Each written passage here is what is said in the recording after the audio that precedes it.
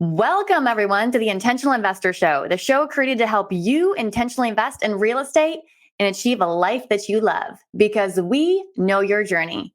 I am so excited to bring show number 5 here with you guys today. We are building a 4-part series. Number 1 was talking about your why you get into real estate. Number 2 is how we achieve these goals and how we go about that.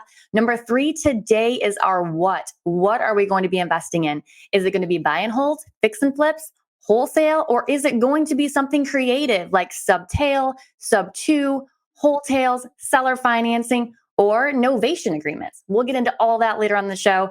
But guys, there was some awesome pearls in today's show. We covered Keston. He kind of got open and honest with us in regards to some situations with his fix and flip business. Oscar gave us an awesome background as it relates to his fix and flip business and how he's creating systems that work for him to be able to do 3 and 4 flips a month. I went into my journey of just being open and honest in regards to some deals that we've done that we've made mistakes on. So we can't wait for you guys to join this show. Sit back, relax, and enjoy. We'll see ya. Hello, guys, and welcome again to another episode of the Intentional Investor Show. I am Melissa Asbury, the host of the show, and I have Keston Glasgow from Atlanta, Georgia, and I have Oscar Satiawan from Chicago, Illinois. Welcome, guys. What's up, Melissa and Oscar? So Melissa, you're not going to tell the people that you've been screwing Oscar's name up for the past 4 episodes? I mean, can we just have a true story here? So after the last show, Oscar's like, Melissa, can I have a one-on-one with you? I'm like, well, of course. Like, what's going on? He's like, can I please teach you how to say my last name? I was mortified. Like, who does that? So Oscar, you're so humble and you're just awesome. So I was saying, can somebody say how I was saying it? Saswan. Yeah. Like Oscar sausage. Like Oscar. That's the one. That's the most common one is Taiwan because they confuse the I and the A. So it's almost like a country name. Yeah. So I remember my PE teacher, that was the first time like he tried to spell or say my last name. Yeah. So it's always like Taiwan in high school. I love it so much. I was calling you like Oscar Sausage Wand. So I apologize about that. So I literally have it phonetically in front of me, Oscar Satiawan, which sounds way better. So thank you. Mm-hmm. That's weird. We're just one big family here. Mm-hmm. Yep. So guys, what's going on other than making fun of me today? Anything juicy going on? Well, man, this has been a really intense week for me. I feel like it's a growth moment this week where we have 3 flips or projects, rental projects, renovations going on, as well as the wholesale business and the JV business, our social housing business. It's just been so much this week. And I feel like there's been a moment where I had to take a moment because I felt really overwhelmed.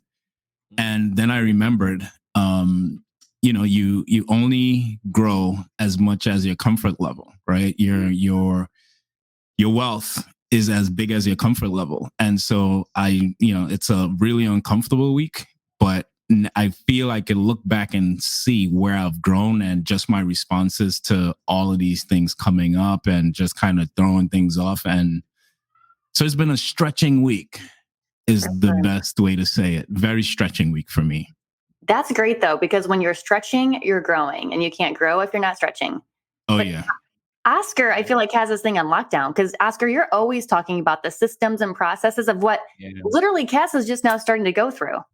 Mm-hmm. Yeah, and he we had a lot of conversation, him going to a discount store and everything. And I part of me wants to say, hey, Keston, let me give you my system. But a big part of me said, you need to go through this. You need to go through the hardship and spend the time. And then you'll see, in order to scale up, like, for example, in 2019, I was only doing like 1 or 2 flips at the same time. Now we're able to do 6, 7 flips at the same time. And that's because of system. Mm-hmm. Right? And we talked about that all the time. You have to go through that, and then you have to create a system based on your process. Mm-hmm. That's, and in the end, that's how you scale. And that's also bringing the right partner and the right people in your team. Yeah. Can you just quickly decode what that means? Because I know we're going to get more into it further along in the show, but what does it mean to have a system with a flip? So with a flip, for example, you know the color combination, for example, the materials, the type of furnace, the type of AC, the same HVAC person. So for us right now, we have all those documented. We have all those in our system, in our spread. It's a spreadsheet. So when you call a system, it's a spreadsheet. But we know what to order every time we go to Home Depot, every time we go to Lowe's, every time we go to Mhm. Menards. So some parts we take from Home Depot, some parts we take from Menards, some parts from other electric store and everything. But we always document the SKU, for example. So Yeah. every time we go to get paint, it's always the same place, it's always the same color, it's always the same SKU number. Simple. So it eliminates confusion, it eliminates going back and forth, and eliminates you as the investor going to Home Depot every 10 minutes. Absolutely. As Yeah. I'm pretty sure Keston are experiencing right now. Every single morning, he would be going into whichever store that he buys his stuff at, and probably going back because he forgets an item.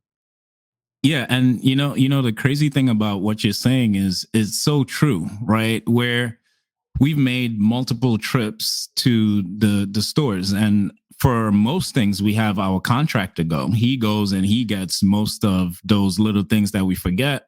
But to your system, I think because we're, I would say, newer flippers or newer in the renovation part of it, we know we kind of have a system down for our rental properties, but now we're renovating. And so it's like a new thing. It's a new world here. Yep. hmm I feel like we need to, and I agree with you with kind of letting me go through this process, because we need to know what our style is Exactly. and then document that, because your style isn't Melissa's style, right? And so you give her your SKUs and she would say, Oscar, no way, because she likes to make things Pony beautiful. up, Oscar. Let's And I'm like, go. what is that? Is that a shack? You flipping a shack? I'm like, Exactly. I know we So- just had that for me. conversation. Go ahead. Exactly. We did have that conversation. So going through this process is getting, and it's with my wife and I being on the same page. And then I believe going forward, we'd be able to replicate what we've done, having the right connections, the right systems. And so right now we're just going through that. No, I like this. No, we shouldn't do butcher block. No, we should do this. We should do that, Mhm. And so Yeah. that's where we are. And then once we pass this phase, I believe we'll be in a better place for sure. For sure. Yep.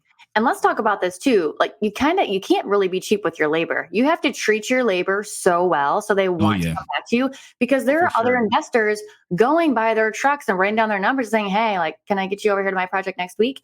And if you're like buying lunch, doing the water, giving them a little extra, whatever you can do to bless them, that's going to come around tenfold, because that time lag to Oh, yeah. find somebody that's reliable, that's not going to steal from you, that's Mhm. irreplaceable. Mhm. Yep. Oh yeah. And I'll just add this last thing to this project. Again, because we're new, we live in Atlanta and my rental properties, they're about an hour and a half away. So I have my project manager, my GC, he goes an hour and a half away with his crew and they stay over there. So they stay for lodging over there. And the reason why we pay, I would say, a premium to have them go and knock it out much faster than the people we've used before. We've tried out a lot of other, let's say, what you call these handymen. We've tried out a lot of handymen and we just haven't been happy. We were not happy with the work that they do. And, having a good GC is probably the hardest part. And listening to a bunch of podcasts is the hardest part of this business when you start flipping and stuff. And so we just pay a little bit more to have people we trust and that's really good at what they do go drive that hour and a half and get the job done. For sure. So, I mean, makes total sense. There's no skin in the game if you have a handyman, right? Like what's the long-term vision of that relationship? When you have a GC, there's a vision there. You guys are both striving towards something. So yeah, that's awesome. So if you guys are finding this interesting right now, I am so excited to unpack this show today. So this is part of a 4-part series, right? So we have already talked about number 1, the why, number 2, the how, Number 3 today is the what to invest in. And the number 4 is going to be where to invest your money. So we're going to unpack the different ways that you can get into real estate investing, whether you have a 9 to 5 and you love your 9 to 5 and you just want to do something more passive, there's an option for you, right? Private money lending. Oscar's the guy for that. And we will unpack another show with that. But when we talk about buy and holds, flips, wholesales, and the whole creative side of the business, that's what we're going to dig into today. So I'm so excited. Let's Oscar. go. Yes. So Oscar, let's have you launch this portion of the show. So let's talk about what your strategy is and what your financial flavor is and how you get it done. So it goes back to the why that we already discussed a couple episodes back, right? So my why was I like to create passive income. Right? I like to create, I like to be going and having my time with my family and having something working in the background, just making my money work harder, my investment work harder. So that's why when I start going into real estate investing, I want to be a buy and holder investor. I want to be a landlord. I want to hold an asset. So Yeah. I wasn't even thinking about flipping. I wasn't even thinking about wholesaling, even though I know those two kind of trades, those two things in the real estate industry. I was setting my mindset on the growth of my rental portfolio. So my Can I ask you? Yeah. Can I just ask you a quick question? Can you please go over the pros and cons of what a buy and hold investor really means, right? Yeah, for sure. So, we look at different ways to make our money work harder or ways to get capital, right? And this is where real estate is so interesting because you can do everything there, right? You want to make money, the right way and the fast way, and that might be wholesaling. And you want to make a little bit more money by putting some more of your investment and handling general contractors and building something for housing for people, and that's a flip. And you can get more reward for that too, and it takes longer, but if we have a good system, if you have a good crew, it happens and it's possible. Now on the other side, if you want to have something that is producing at a small as a longer pace, but uh, in and out, you'll be getting something every month, right? Even if you're not doing anything, even when you're sleeping and when you're going on vacation, when you're playing with your family, the money's working, right? And that's where buy and hold is. And there are so many people that have money in the bank, like my mom or whoever, 50,000, 75,000, 20,000. That you can buy a house for 20,000 and get a return on investment of like $500 a month for that. Yeah. Like, what would that look like? Go ahead, Keston. Oh no, I love that. There's a ton of people with money under their pillows that they wish they were getting a return. So, and that is where I was just going to say that's where we have to define the financial flavor, right? So, what is your financial flavor? Do you want to sit on your money? And the Bible actually speaks to this. I don't even know if we want to get into that, right? Do you want to sit on it or do you want to invest on your wealth? So, I personally sat on it for years, and now I'm starting to learn and be a better steward of our finances for our family. And so I'm starting to invest only in what I know. So, Oscar, I love that analogy. I mean, I love the buy and hold. It's working for you. Maybe you can talk about, or Keston, whoever feels like to chime in, kind of how you strategize that investment. Like, how do you know, like, what's the right number to buy that particular asset? So it really goes down to looking at how much money or how much capital you have, and that would go down into calculating the return of investment. Right? So it goes into deeper. How much money can you put on a property for how long?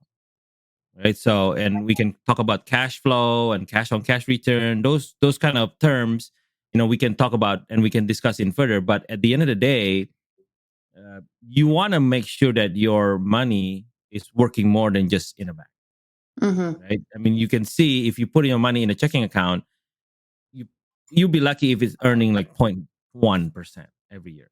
If you put it in a mutual fund, you'll be lucky that it's going to earn 2% every year, maybe even 2%. If you put in a CD, look at the latest CD rate, it might be 3%, but that's 3 years of commitment. Oh yeah. And now you look at real estate. You get a property for 20,000, for example, and it happens. There is somewhere in Indiana, and I can Yes, show there you where, right, later on, where you can get property for 25,000. You put 10,000, 15,000 into it, and you have a good paying tenant paying $900 to $1,000 a month. So that's your money working right there. No way, Oscar. Is this possible? Can you really buy a property for that and get that type of return? That's crazy. That's impossible. Oof, all day. That's the all mindset day. shift, right? That a It lot is of a mind shift. Mm-hmm. Yeah. I love it. Yeah.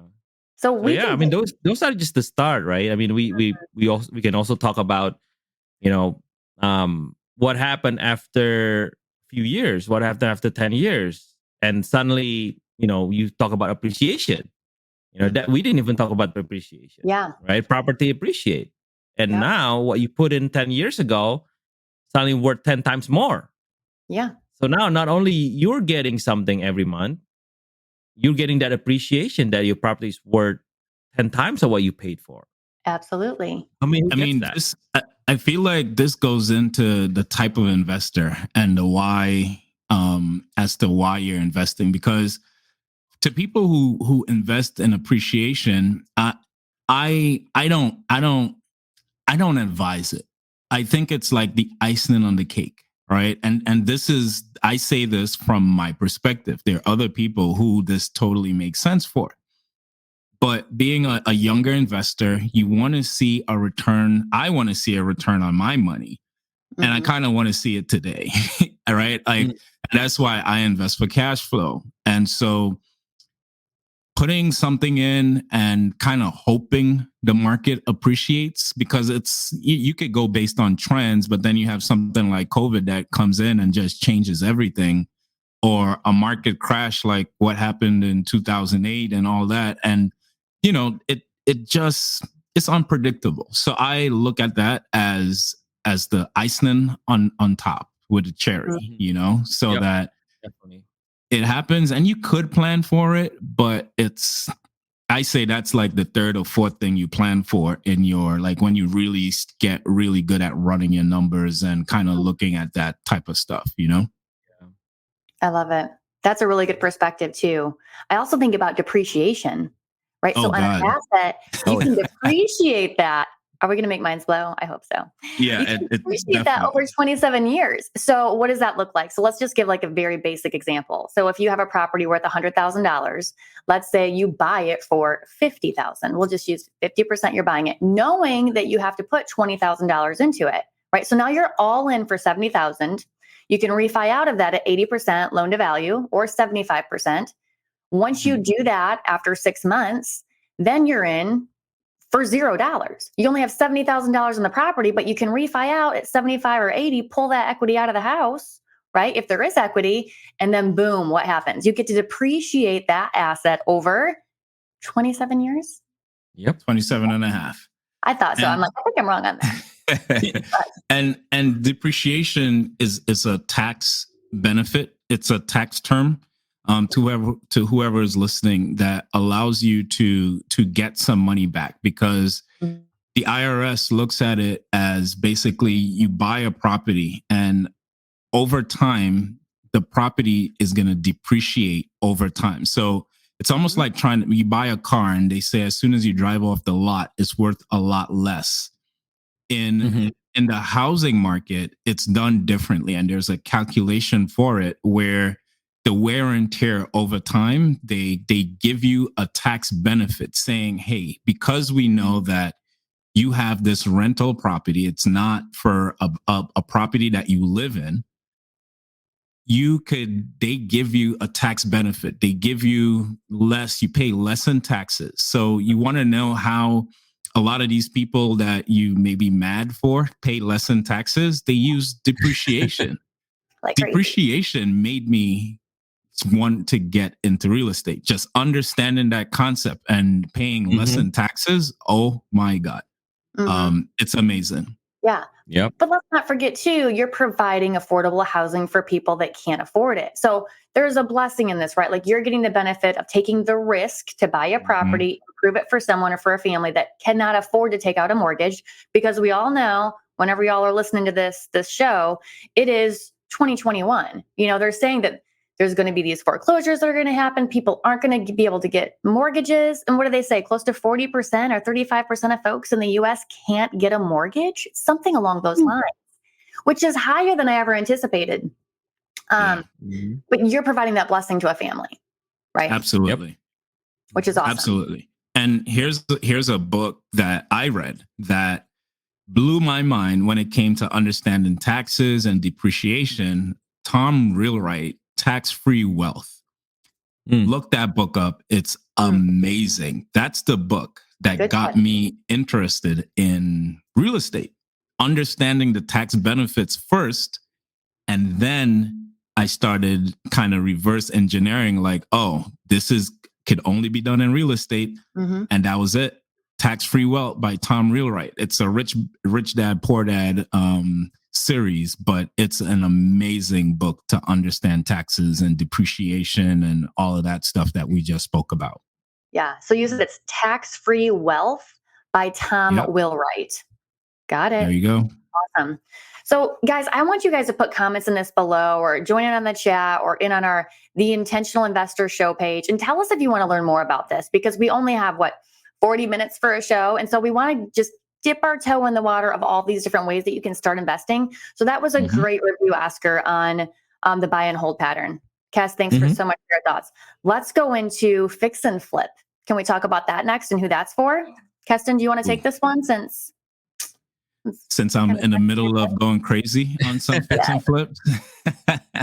So I would say fix and flip, I would kind of put that more to someone who loves creativity, right? You like to see a project that someone that has a vision that, you want to see something go from one place to the other.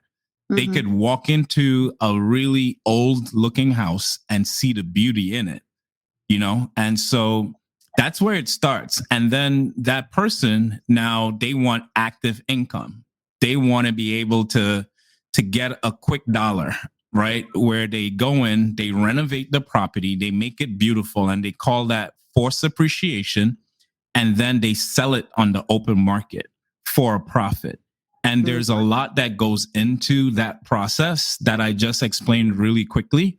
Like everything we talked about in the beginning of the show, like kind of having a system and having a good contractor, people that you trust. Man, there's been so many failed flips and people that quit in this business because they had terrible contractors. Contractors ripped them off. You hear about this even with your personal homes. So imagine investing money into a project and just having this go all wrong. And so so to anyone that wants that active income where you want to flip a certain amount of houses a month to be able to get paid quickly, that would be your flipper. That would be your Chip and Joanna Gaines or the Property Brothers, like that type of thing. Or the Melissa Asbury. And Melissa Asbury, exactly.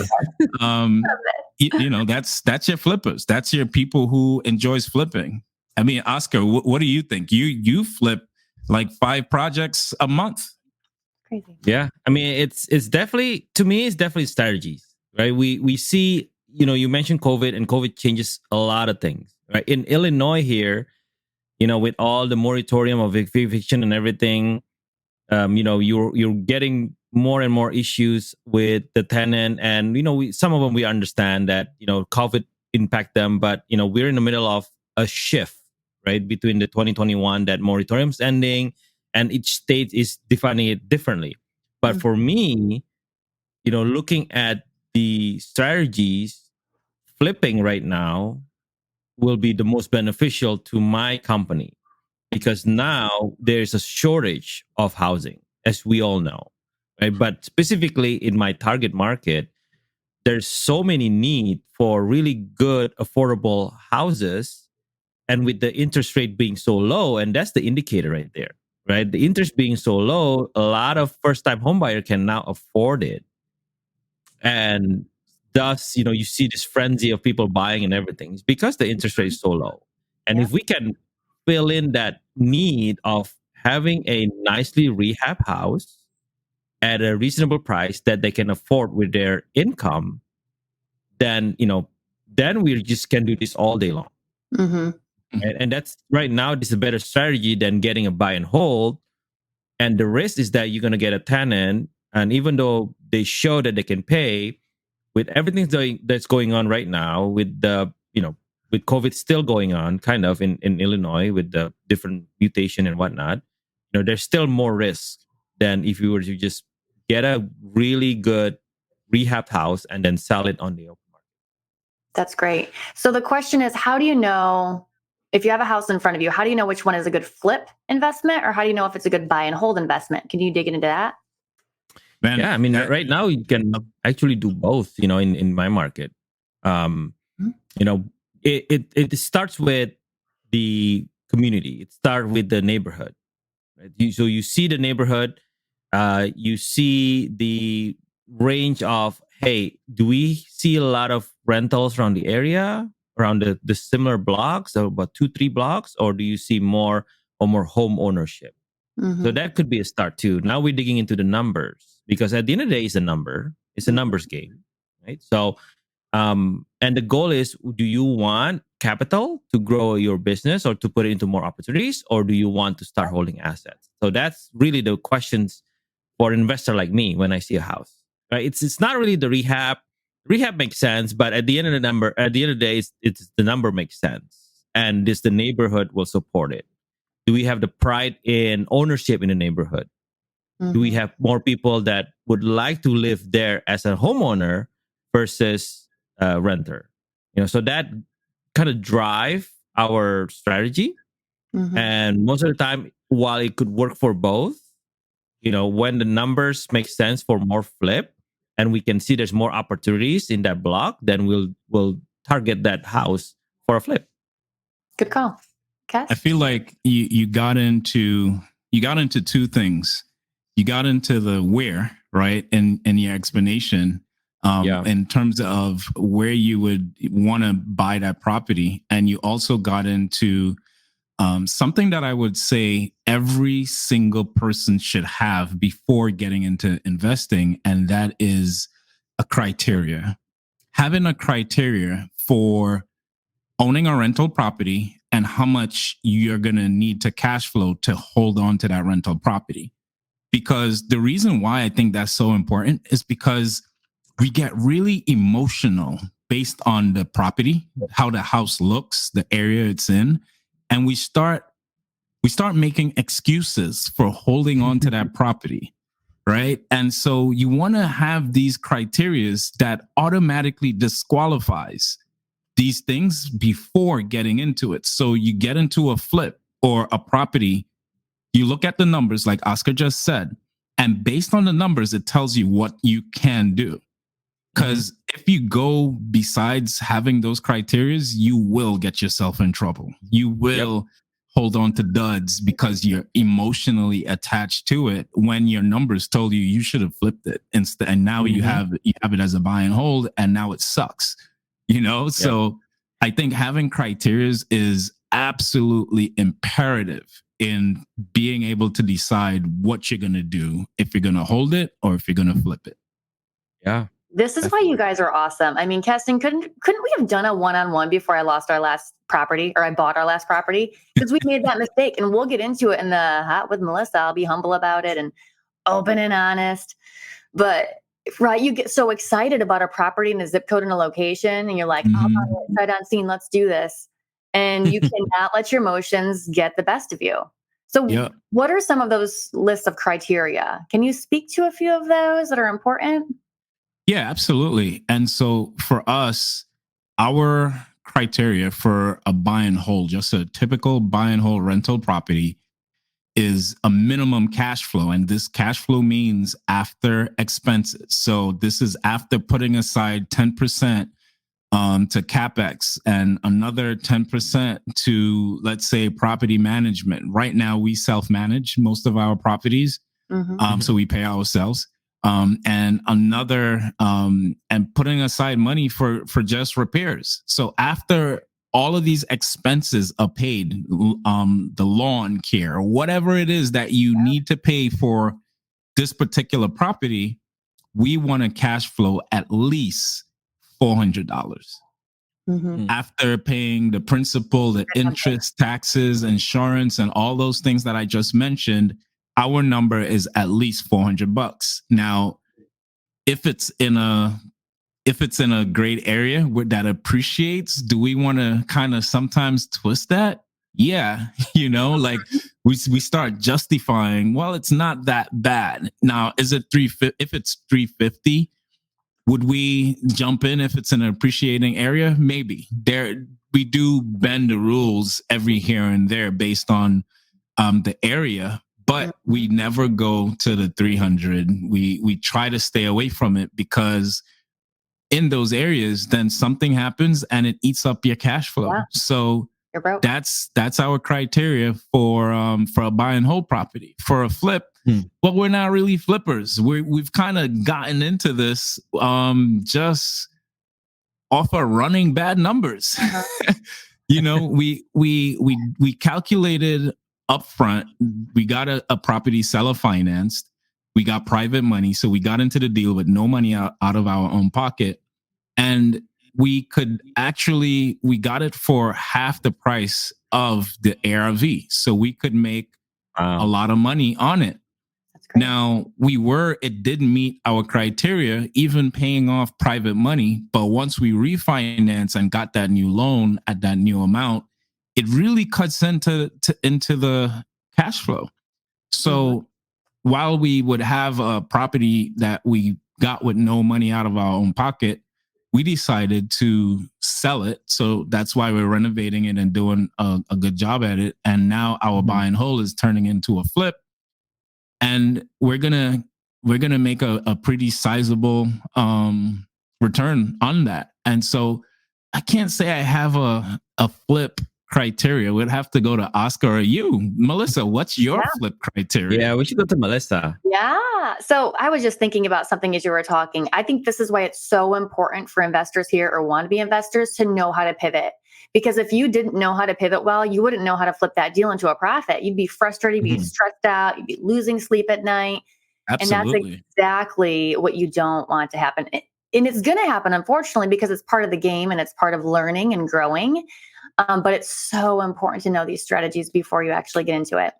I would also say that with the fix and flipper, they're probably the most aggressive of investors, right? They're truly not passive. You're on your project either every day or every other day or every 3 days. You are there, you're going to Lowe's, you're managing the credit cards, those statements that come in from your contractor. And it's risky. I mean, people can steal from you. That has happened before. Oh, yeah. Happens a few times for me too. Yeah. So it's Oscar explained that on one of the shows before. What happened with, his lesson. That was his hot moment where he talked about that. Yeah. So for sure. Yeah, it can happen. So you did ask the question about location for flips for us. So we like to invest in nicer areas. So we live in Indianapolis, right north of Indy, in a little town called Westfield. And we like to invest in Carmel and Zionsville. And we will do Indy, but I will do the better zip codes in Indianapolis. I will not do the opportunity zones. They're super, super, super cheap, but you get what you pay for, right? So I can increase rents in an area on the west side, or if I'm doing a flip on the north side, we can push up that price point by doing a couple things that are awesome that I don't know if these guys would do, because we were talking about flooring a couple nights ago. So let me ask you this: what type of house? So we're doing the what now, right? So you know your neighborhood and the where that we can discuss later on. But what type of house do you go after? Because obviously you don't go after any type of house, right? So do you have a criteria where I'm not going to flip anything that is built 1950s or older, or I'm just gonna get something that's built 1998 or after, because those matters, right, in a flip. Yeah. So how do you find right? How do you find your flip? So I try to go with newer properties. I also want at least 3 Mm-hmm. or 4 bedrooms, right, and 2 baths. I Okay. also look at schools and I look at Mm-hmm. crime rate and I look at those things. So I'll give you a couple of examples. So we actually bought 2 townhomes, which I don't typically do townhomes, but I Mm-hmm. literally hedged the market. So we bought these townhomes at what 70% the value. We did a few things to them. We put in new carpeting, we did new paints, we did our staging, and we sold it and made a little penny, right? So that Mm-hmm. flip actually took us less than a month to do. Mm-hmm. We put the mortgage on the property, which we weren't anticipating flipping it that quickly. Before the loan had even processed, I'm calling up my loan processor to say, hey, I need to pay off the mortgage. Like we just sold. She goes, Melissa, I don't even know where the mortgage is. It hasn't even been processed yet. So we like to hedge the market, which means that you just need to know your numbers. So Mm-hmm. I would say our what. I don't really have a clearly defined what because I know our market so well. I just know that if it's a deal or if it's not a deal. And if it is a deal, then we go after it. Now, Mm-hmm. I'll tell you that I'm not aggressive with my bids. I do not like bidding against other people because then you lead to overpaying. And so Mm-hmm. I always like to get to the property before, when I say I, our team likes to get to the property before they're absolutely at the point of distress where they're selling it at a sale, like let's say a tax sale, or they're in foreclosure. We try to get it before that. Does that Okay. answer your question? Yeah, no. And I think it's very important for people to know that your criteria is going to be different for each investor.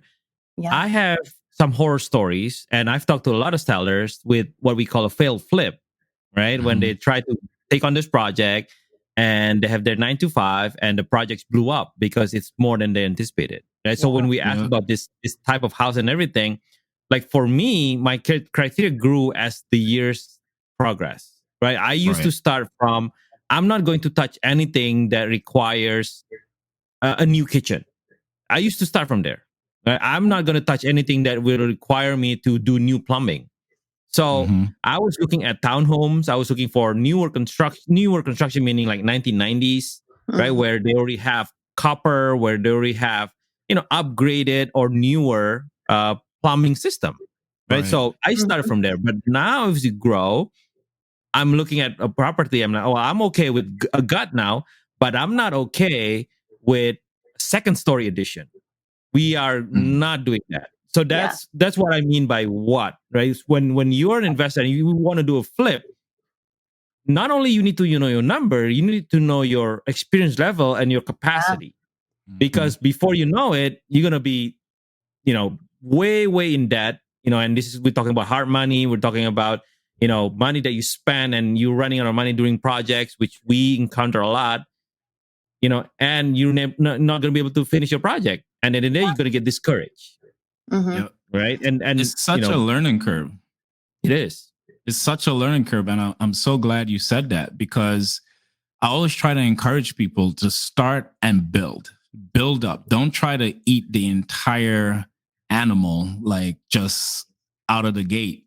Start Mhm. Yep. like, I mean, I've never heard starting from you don't want to do the kitchen. Like, I've never heard that before, Yeah. because typically that's the first thing people want to do. You want to renovate a kitchen, you want to renovate a bathroom, right? Mhm. But here you are saying you started without wanting to touch a kitchen, which I think when I think about it, it's a very smart way to start. You start very light, like super lipstick, Yep. so you Super change realistic. Yeah. some floorings, you paint and you put it back on the market. You make a profit, Mhm. Yep. something that's so light. And man, and then you build as your Yep. experience builds, as your team builds, which is the most important part, as we've been talking about.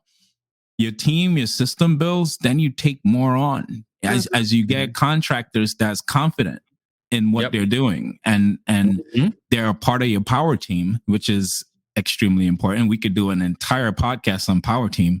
um then you grew, and man, amazing. I'm Yeah. really happy you outlined that. Yeah. Yeah. And that's part of your goal. That's like right now. And we've been talking with you, Cass and Melissa. What is my goal next year? Well, I want to try to do new construction now. I want to try to do, pop the top and put a additional second story. right? Mhm. But that's Nice. again, those are learning curve. Those are things Yeah. that I'm researching now, because now we can do a gut rehab. I mean, a gut rehab would be like, okay, we'll come in and out. We finish that in 2 months. We have the system. We have everything. What's next? Well, Right. the next is different for everyone, right? Yeah. But I'm saying it takes time. Don't come into a real estate saying, I'm going to tear that down, I'm going to build new. hmm I remember You you know, saying this too, Oscar, and I think it's important to know. You said that you try to get in and out of every project within 3 months. mm-hmm. That's important because time is Yep. money. You want to get in now and move to the next one because you want to get your money to work for you within 6 months. So the Yes. rehab lasts 2 to 3 months. You sell it, put it on the market, then you expect it to close within 90 days. Correct. That's key. Mm-hmm. Yep. I love this. You guys, there's so many golden nuggets. So if you're considering fix and flipping, right, for someone that's just thinking about it, as you have heard Oscar and Keston and I state, probably the easiest way is if you see a house in a great neighborhood that maybe has some bushes that are overgrown, that just doesn't look like it's been loved on in a while, maybe a couple of gutters falling down. Those are easy fixes. Don't be intimidated. You mow the lawn, you maybe paint the exterior, you fix the gutters. Inside is probably Mhm. the same thing. You paint the walls, you put in new carpeting, you maybe do a few extra baseboards. Heck, you could paint if you wanted to, if you want to get a little elbow grease Yep. into it, Exactly. or Mhm. you hire a great team. So Yep. that's the best way to start. And then as you move forward in your journey, then you start dealing with houses that maybe have some foundation issues, because you know what? At that point in the game, you're meeting people that do this. You don't Mhm. Mhm. fix the foundation, they will fix it. They can redo the electrical in the house. So you just get a better financial flavor as you travel along that journey. Mhm. Yep. Awesome. I love it. Love it. Is there anything else you guys think we should talk about on the what? We have covered buy and holds and how to get started, fix and flip. Is there a third that we should cover?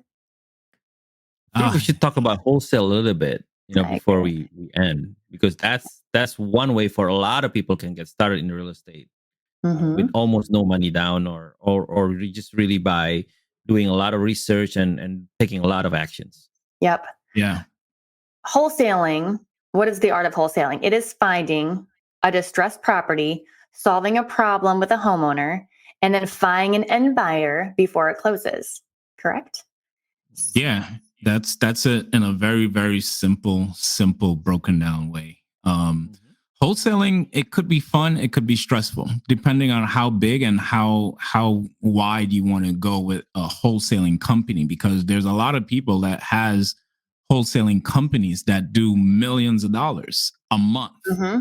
right? And so it really depends on it depends on the individual. And so if we were to start from just wanting to do your first wholesaling deal, just like Melissa said, you could go driving for dollars, which means you could go drive around your neighborhood and look for a property that might have overgrown grass, everything she just said. You Mm-hmm. get that person to agree to a sale price. You reach out to them by either skip tracing them, which means that you go get their information online. There's skip tracing companies that would give you that person's information. You'd pay for that information. And then you reach out to them and you agree upon a price. When you agree upon a price and you have the contract, you get them on the contract, you sell that contract to a flipper, to somebody that wants to have a buy and hold, and you assign that contract. You never own the property. You just have it on the contract and you assign it to that other person. You sell that paper to that other person, and you're creating money out of thin air. You're selling paper to Mm-hmm. make money and make thousands of dollars. So But Thousands. Keston, I thought that's a realtor. Well, and you know no, what? I'm so no. glad that's such a great interjection right there. And so guys, typically, and I didn't know this at first, I thought that a realtor had to be involved in every real estate transaction. That is not the case. Could you hear me? Could you hear me really there? You I do not need a realtor to sell a property, right? And Mhm. so you just need a title company. And if we wanted to get really deep, you actually do not need a title company. But let's say you do, right? Just for the sake of this show, you go to a title company, you take the paper with the first person, which is the seller, You take the paper with the second person, which is the buyer, and you make a mirror match. It's almost like your Tinder for real estate. Basically, you have a match where people come together and you make this relationship and you get paid. So every time a couple goes out, you get paid for that. You would get paid as Tinder. And so you're basically making that match between somebody who wants to sell and someone who wants to buy. And you are not a realtor. You don't need a license to do that. That's another really important point. You do not need a license to do it. Now, there's some states that's trying to come down on this. And so please do the research and know if your state does require a license to do this. But yeah, that's the process. You're a matchmaker. I think that's important to note, though, is that in some states, please do your due diligence, folks, and you do need to have your real estate license. There's others that you don't. But I also want to share like what Keston just said and the value of that. So the value of that money that you make on that transaction is the value given to the end buyer. Because the end buyer, being somebody like myself, I don't have time to source a ton of deals. I have a 9 to 5. So I'm busy. So if Keston brings me a deal that this has some ROI, this has meat on the bones, I can do something with this flip. I'm going to pay that wholesaler for their marketing costs, for their time, for their hustle factor, for their team to research that property, to bring it to me. And so that's really what the value is. Would you not agree? Absolutely. Oh, yeah. Yeah. And I think the important thing too is you're getting the property at a deep discount that is off market, but that's because your ability not only to negotiate, but to solve people's problem. And that's what we want to tell, especially if people want to get into wholesaling. The amount of discount or savings that you get, which reflects to with your assignment fees, is reflecting on the amount of problems that you able to solve to the sellers. And we can talk about that. I mean, I've still done it. We get a lot of off-market properties, but the reason we get it at such a good price is we offer a lot of values to the seller. We help them move. We help them find, their long missing cousin, or things like that. Sometimes we help them, just give them the providing comfort that everything's going to get taken care of. Yeah. We have to evict that family member, that they don't want to have to evict. So we're helping. Go ahead. Could I share my first wholesale deal that I got? That was so we met an owner, and her why for wanting to sell was because she wanted to retire her brother. Her brother was sick, ill, but he still had to work because he had to provide.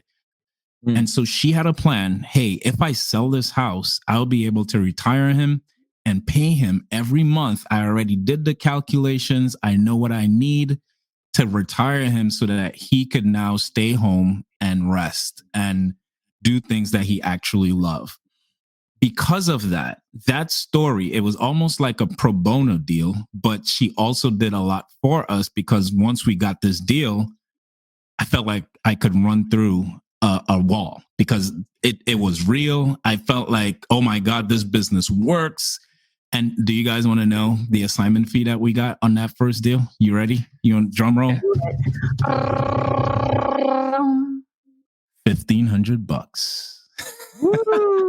You're right. Our first deal was $1,500, but we were so motivated and happy with that $1,500 because we had proven that this system works and wholesaling works. And so after that, it went through the roof with the types of assignment deals that we got. But here's the thing that happened with that particular $1,500 and how it made us thousands of dollars in the future. I met one of I will call him my golden buyers here in Atlanta. And till this day, I don't need to have a property under contract. He would tell me, hey, this is what I would pay for that. I could call him and ask him about his son. And we have such a great relationship because he said typically he would not buy that deal at that price. But because I explained the story to him, he was willing to help me out as a new wholesaler, as well as help this lady out because of the cause. And so there are many people that say wholesaling, like they see us as taking advantage of people. And so I want to say it really depends on how you frame it and your cause and your why. Yep. Mm-hmm. It depends on who you are inside. So please don't listen to what people say. If this is your financial blueprint, if this is how you want to start, it's okay. Don't listen to what people say. You could do good wholesaling. You need to be transparent with the seller too and tell them exactly what's Absolutely. happening. Do not try to lie. Do not try to get under contract for a price that you don't know if you can sell it for and then upset that person in the end, right? You always have to be honest. We actually wholesaled a deal where we made nothing off of. And that was kind of Wow. like, yeah, just because I wanted to help the guy. You want to help somebody, you want to solve their problem. He was so stressed out. And we delivered on that. We could have just canceled the contract, but I knew that was not right. So Yeah. Your intention behind it all really, really matters. Hence the title of the show, The Intentional Investor. You do good to people and it will always, always, always come back to you. Awesome. Yeah. That's right. So we're getting here up in time. So I know that we need to close the show here soon. So we have covered off on 3 great ways to get started in real estate investing: the buy and hold, the fix and flip, and the wholesale. I think there's a 4th lane that we're not going to get into today, but I think it needs to be explained. It's called creative financing and taking down deals. And the way that you do that is through wholetailing. It's through sub 2, buying a property subject to. It's buying a property via seller finance. It's by subtailing a property. Do you guys want to explain the value and why someone would even consider these investment strategies? Maybe Oscar? Yeah, I mean, so for a lot of people, they think that, when you do real estate, you need a lot of money, you need the capital, you need a bank, you need a good credit. But when you go into the creative financing world, none of those really, is very important as long as you're able to solve the seller's problem. Right? For example, if a property is free and clear, well, instead of going to a bank and getting a loan, as most people do, well, you can say, hey, why don't I give you more money as a seller, but we'll have to do it on terms, meaning that you become the bank instead of me going to a bank and ask for money, because you have all this equity that I'm giving you anyway. Well, instead of paying a lot of taxes, a lot of capital gains, a lot of all of those going to go to Uncle Sam anyway. Why don't we structure a term where give you a monthly payment? So that's the type of seller financing. Suddenly you got a seller to become a bank, and you get this property. You own this property with the seller that suddenly becomes a bank for you, financing this. And you just have to do, if you can just do a small rehab here and there, that could be your first buy and hold property. All Right. done without credit, all done without putting money of your own, except for probably a down payment. And we can talk about getting a partner that can bring that money as a down payment and rehab. So now you're pretty much in it just for your time and expertise to solve people problem and structuring a deal. Absolutely. And I want to make a really clear distinction here. Creative financing is how you acquire a property. It's just a set of tools and skills to do the same things that we talked about before. Well, actually, 2 things. Well, no, you could do all 3. You could wholesale, you could fix and flip, or you can buy and hold. But it's how you get that contract, how you are able to structure the deal. That's where creative financing comes in. So it's almost like an umbrella on top of all of those things that we talked about before, because it's really just a different technique. It's you got to use a lot more thinking to be able to do the same things, because you could use creative financing to wholesale, you could use creative financing to fix and flip, you could use creative financing to buy and hold. So the exits, that's what we just talked about, are still the same. Creative financing is how you get the property, how you acquire it. So just wanted to make a really clear distinction on that. Yep. Very good point.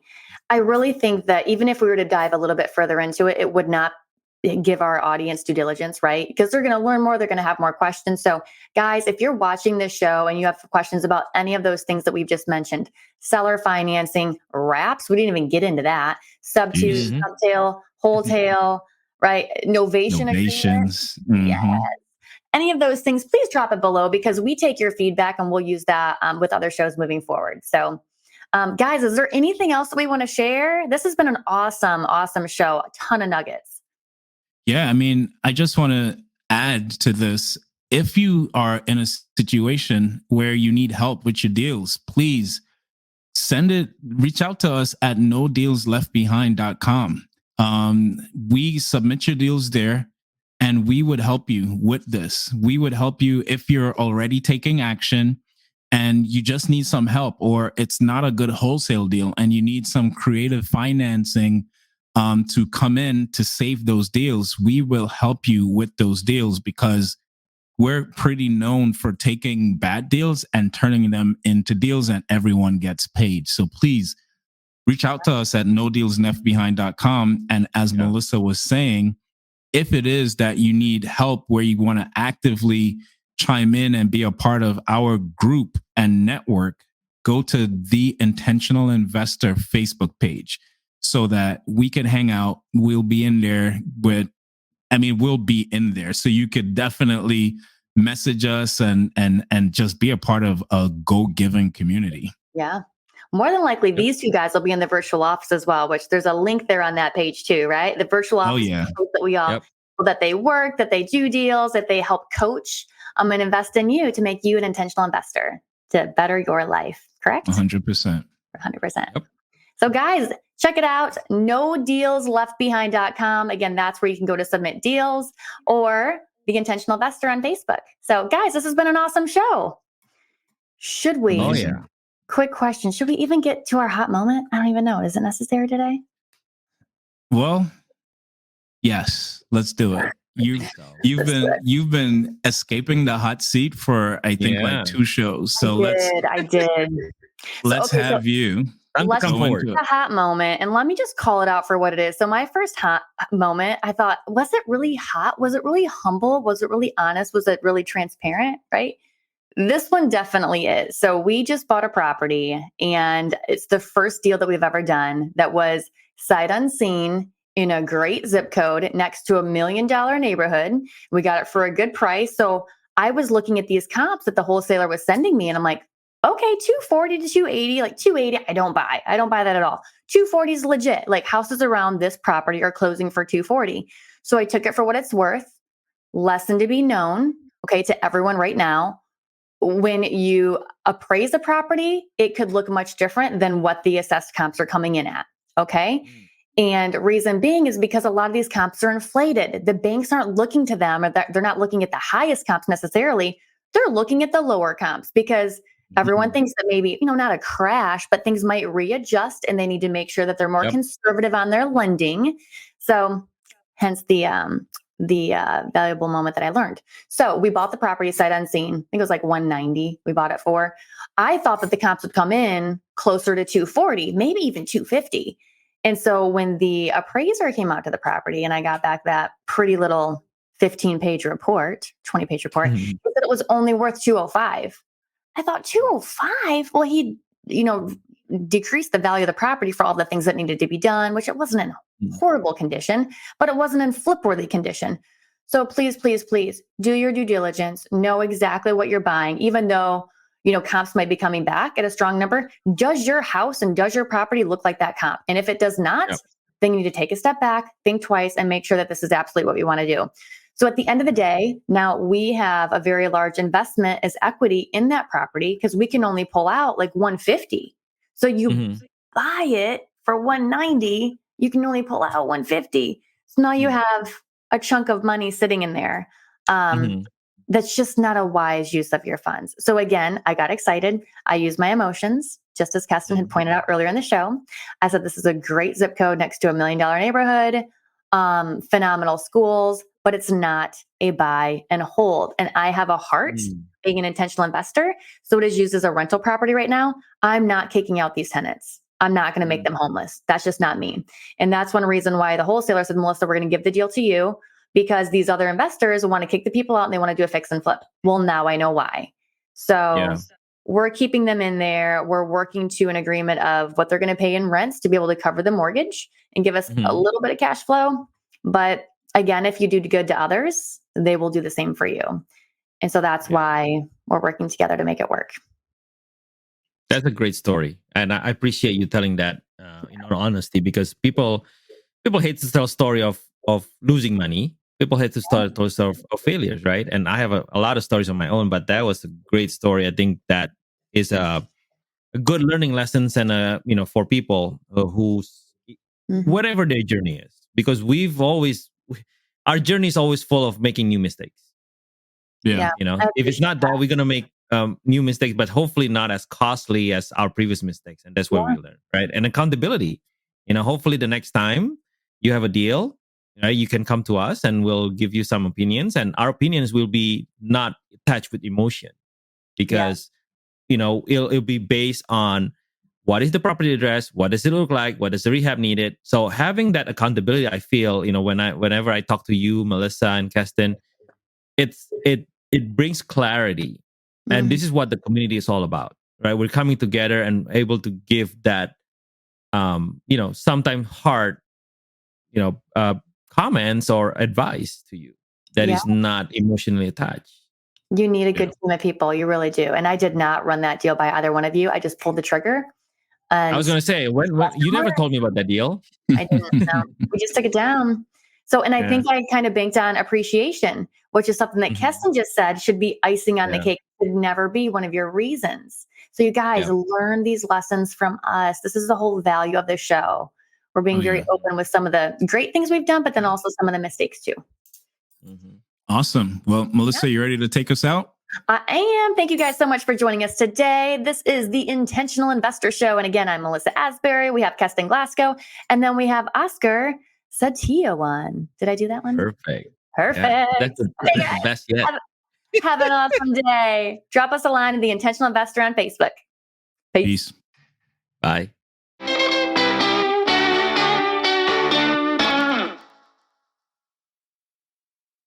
Hey guys, it's Melissa here from the Intentional Investor Show. If you like what you hear and if you want to dig deeper into your own real estate journey, hit the subscribe button below. We would love for you to join us. Thank you so much. Until next time.